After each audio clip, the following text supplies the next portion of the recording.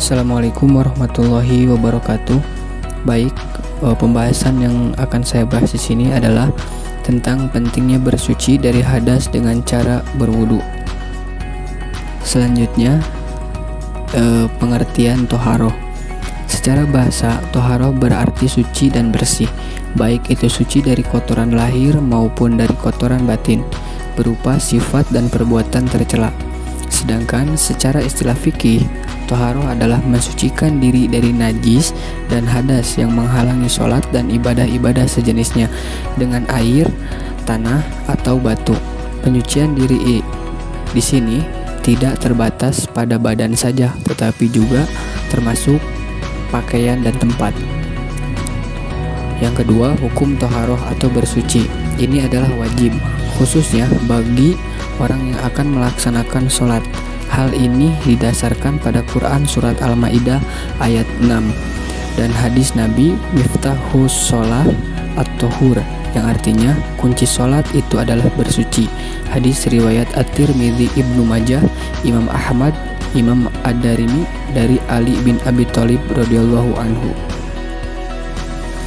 Selanjutnya, adapun air yang dapat digunakan untuk bersuci. Yang pertama, air mutlak. Air mutlak adalah air yang suci lagi mensucikan, seperti mata air, air sungai, air zam-zam, air hujan, air salju, air embun, dan air laut. Yang kedua, air musta'mal. Air musta'mal adalah air yang telah digunakan untuk wudu dan mandi, atau muttafaqun alaih dari Jabir.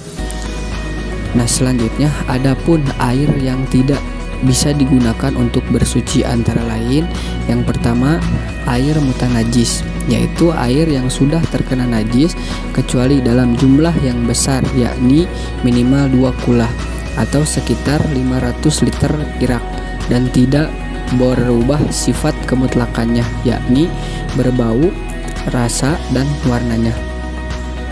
Yang kedua, air suci tetapi tidak dapat mensucikan.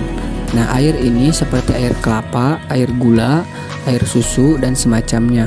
Namun, air yang bercampur dengan sedikit benda suci lainnya seperti air yang bercampur dengan sabun, kapur barus, atau wewangian, selama tetap terjaga kemutlakannya, maka hukumnya tetap suci dan mensucikan.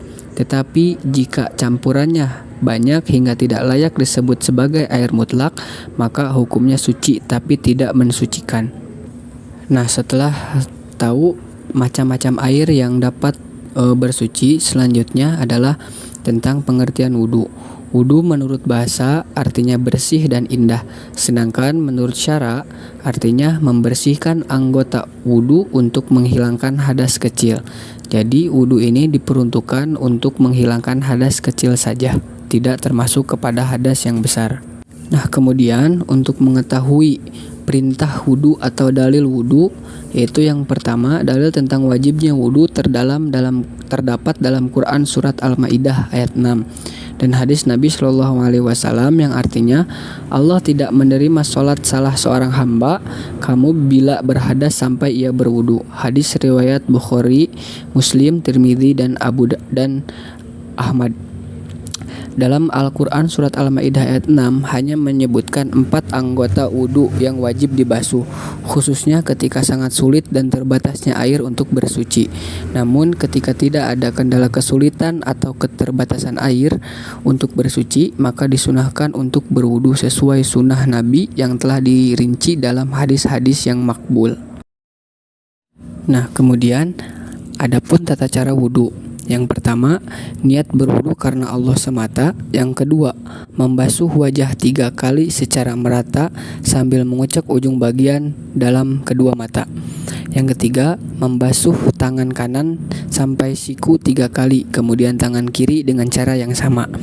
Yang keempat, mengusap kepala sekaligus dengan telinga cukup 1 kali.